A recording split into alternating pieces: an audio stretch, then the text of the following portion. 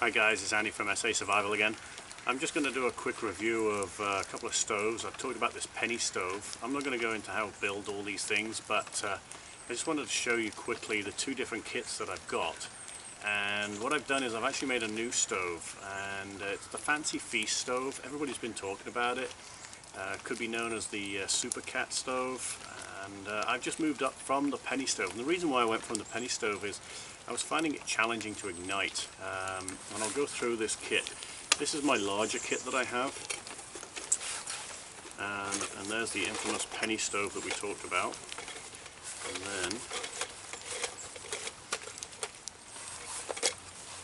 I just have a little bag that I put it all in. And I have a container here. The idea behind this was to make drinks, food and stuff like that, and then I can hold on to it and I can drink from it or eat from it. Inside of here I also have a protective base for the ground to stop the ground from getting scorched, so I'm just going to put this down. Then I have my pot. In my pot I have a lid, and this is a Heineken keg. Two fuel bottles, they both carry about 1.7 ounces of fuel. The penny that I need for the top of the stove, a little brace that goes across the thing here, but I've modified this slightly with this new pole adapter for a wall. So that was my old bridging piece that just used to sit across. A lighter and the windscreen. Okay, so this is stove one. How this worked was, I'm going to bring this up closer to you. You got these perforations all the way around. You pour your fuel into the center. With the penny, you'd place the penny in the top. Squirt some fuel all the way around this wick that you can see has been burnt quite badly, and then you ignite it. And we're going to show that in a little while. The problem is you need to heat the sides of this up to create the vapor inside of here for it to push out of these holes. And what I was doing is I was squirting this around here, and then it would die out, squirting a bit more. So I was using fuel all the time, which I didn't want to do. Okay, so that was actually a challenge for this stove. So I was reading up a bit more, and I came up with the Fancy Feast stove. This is very simple. This is a very quick one that I made up. The brown here is just some fiberglass tape, and you just wrap it around, make a wick. You can see this is a bit loose. This is the second prototype that I made. This is out of a fruit container. I like this because it's got a rolled lip on the edge. And then the Fancy Feast food, cat food tin. The idea is pour some fuel in the center, the wick absorbs it, give it light, done. And I found that this was so much more reliable when it came to ignition. Alright, this one challenging, this one very, very simple. The ultimate here, I'm saving my fuel. So that's stove one. I'm just going to put this to one side without losing anything.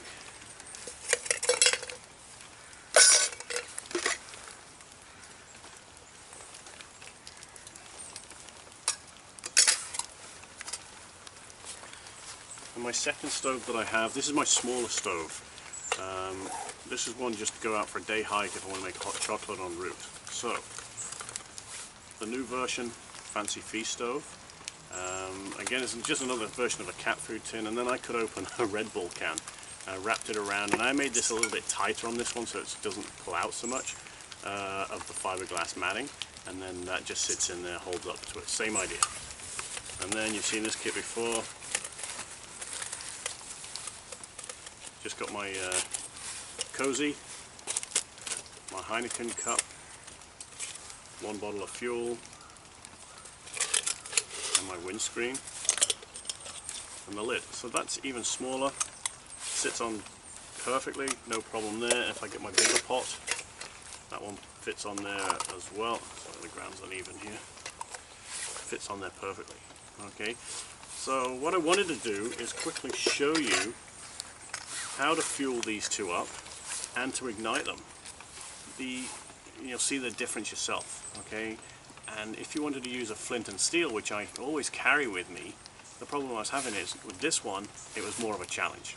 I'd have to get my lighter out, this and the other. Whereas this one quick spark, thing's lit, off it goes. This is not about a boil test. We know that these two are comparable. I found that this one seems to save me a little bit of fuel as well.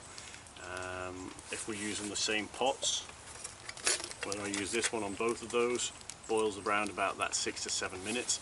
Likewise with this one, probably 5 to 6 minutes, obviously the difference in size of container, but 1 good cup of hot chocolate, and this one's more as a pot and a drinkable. The other one that I mainly use is the Amusa pot. Again, it's got its cozy on there, and the Amusa pot, nice big pot. That's great for boiling water, eating food. You can even drink from this. Sits right on, burns perfectly. So these two are sort of my equivalent depending on which way I'm going to go. If I'm going to go for a couple of day hike, Amusa pot, best way. I've just modified it slightly, bent the handle inwards, create a bit of a finger groove there so I can do that. With the cozy, you can pick it up straight inside of its cozy to keep it warm. Put the lid back on, and cozy lid on top of that. Alright, keeps everything warm while you're rehydrating your food. So what I'm going to do now is fuel these up, and let's see how challenging it actually is to So guys, I apologize for the lack of viewing space for me, but what we're going to show you is the actual fueling up and ignition of these two stoves. With this stove, I'm going to place this down. I only have one currently. Put that on there. I've got 2 fuel bottles. I like these fuel bottles. Like I said, they come from the dollar store. 50 milliliters or 1.7 fluid ounces. I like it because they've got this jet on there. You can control it. So, squirting that into the hole. Just gonna squirt a bit. We are going to use my trusted Light My Fire Swedish fire knife, flint and steel. We're going to try this first to see what it's like. From here, I'm going to pour some fuel around the sides. Now, this is an invisible fuel, okay? So we have to be careful about this, and you will not see the flame. So from here, I'm going to try igniting it with, before I put the penny on, my flint. Oh, second time. So then from here, carefully, I'm not sure if you can see that flame, but there's some orange in there. Put the penny on, and we have to allow it to warm up. When it warms up, it creates heat inside of the cans, which then vaporizes the fuel. And as I think you've just seen, oh no, it's still going around the back here. There is a little bit of a flame. I'll just move the camera here. Right at the back. That's just on the wick that it's still going with. But there is no flame coming from the very top of these flames. As you can see, I've got my finger real close there. Nothing is happening. So this is just igniting the wick that I've put around there with fuel. So this is where it becomes a challenge, because now what I do is carefully squirt more around it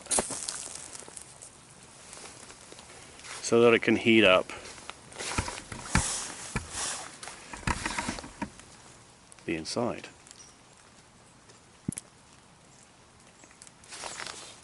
Again, it's gone out. So you can do this multiple times.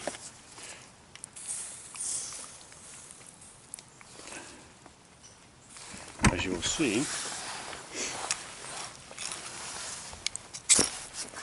ignite it again.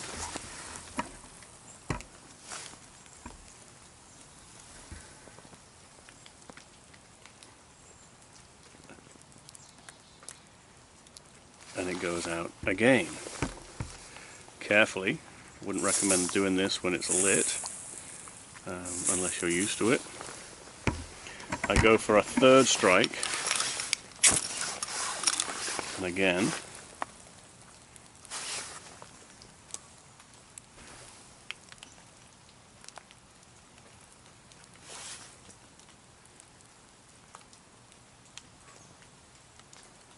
see a couple of holes starting to appear now, and now I've got heat. I'm going to move this back around here. know if you can see that, and now we have a flame. If we were to put a pot on there, I know this is empty, but you can see that and again, it's so temperamental, it's put all those flames out again. So I'm just going to give it, I know it's lit up around the back carefully. Okay, try and see if those vents will heat up.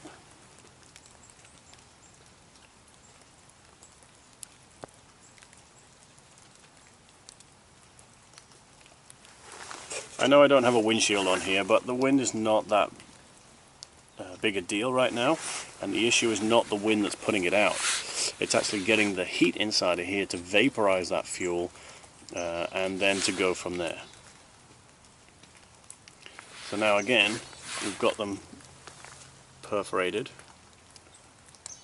Put this on, and now it's ready for cooking. It's now starting to go around the base of the stove. So after we've done that, I'm going to blow it out. That is one of the big issues with the penny stove. Now, I can move this out of the way, put that there. I'm actually going to save some of the fuel that we had in here. I'm going to pour it into here. And then I'm going to pour in the rest. Well, I don't even need to pour much in here. I've got about 1/4 of an ounce in there, if anything. And now what I want to show you is how this ignites. One spark, and it is lit. You can see that it's lit. The wick has now absorbed some of that alcohol, and I have my stove straight away, and I can put my pot straight on it. And that is what I wanted to show you about this Fancy Feast stove. So I'm hoping that you can actually see the flame in there, and that is the reason why I wanted to show you this, is because it is a pretty awesome stove itself. Just to show you the Amusa pot, it does sit on there. Obviously I would use the windshield, but just for this demonstration I'm not going to put it around there. But the windshield will fit the Amusa pot, and it will fit the Fancy Feast stove.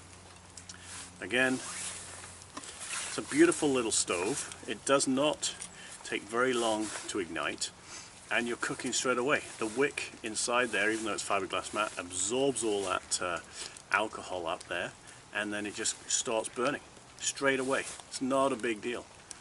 So we'll allow that to burn out. What alcohol do I use? On the web you see a lot of people using Heat in the yellow bottle. Up here in Canada I haven't found anywhere that you can buy that, so again, I use methyl hydrate. In the UK, I think you can use methylated spirits. Some people have used fondue fluid.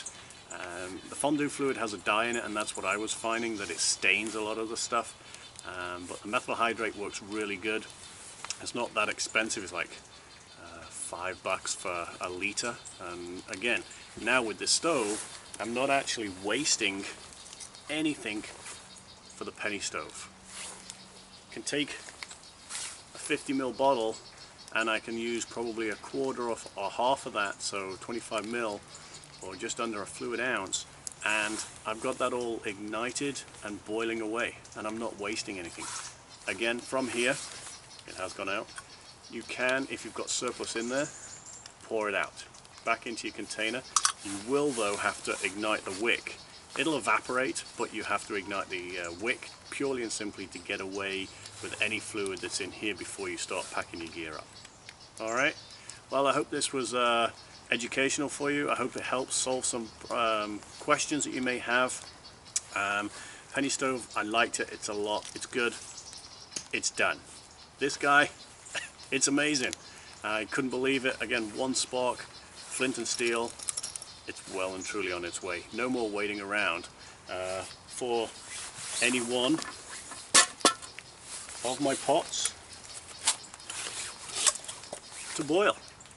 Have a good day, and look forward to you watching some more of our videos. If you do like us, please subscribe, The SA Survival, and pass it on to your friends. Thank you very much and have a good one.